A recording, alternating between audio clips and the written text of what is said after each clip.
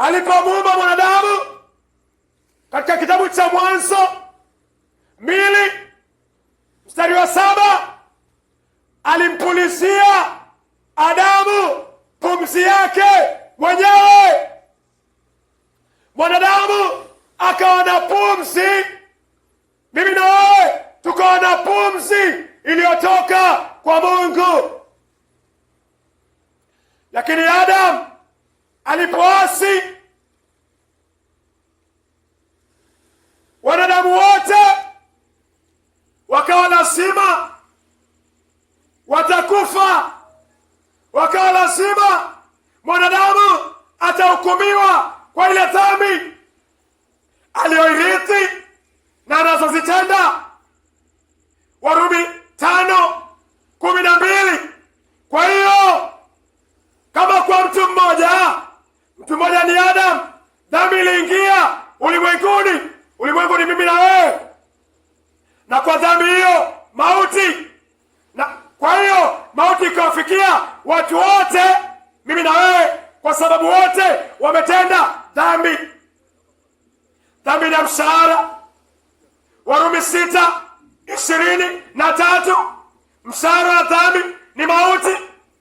Mimi na wewe yafaa tutupwe kwa ziwa la moto ambao ni mauti ya pili. Ufunuo 21:8. Ziwa la moto ni mauti ya pili. Mungu apendezwi na hilo, akakupenda, akanipenda, akamtoa mwanae wa kipekee, Yohana 3:16, ili mimi na wewe tutubu na tumwamini Kristo, tusipotee bali tuwe na uzima wa milele. Yesu alipokuja duniani alihubiri toba, Mathayo 4:17. Tangu wakati huo Yesu alianza kuhubiri akisema, tubuni, tubuni, kwa maana ufalme wa mbinguni umekaribia. Yesu anakuambia tubu wewe nani? Yesu anakuambia geuka kwa njia mbaya, alafu amini damu, uamini damu aliyoimwaga kwa ajili ya dhambi zako na zangu zipate kuondolewa.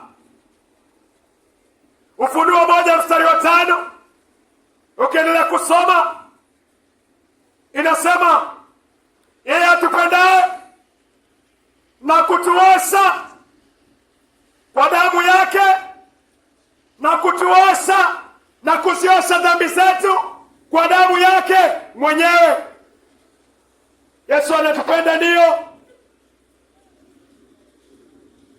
Mungu anataka tuwe naye milele, ndio. Mungu anakuambia geuka kwa njia mbaya, igeuke njia mbaya, uregeshewe pumzi ya Mungu. Mungu anataka toba, kutambua makosa, kuyawacha, kuyakiri na kuweka imani kwa damu ya Yesu Kristo. Mungu anakuita mpendwa.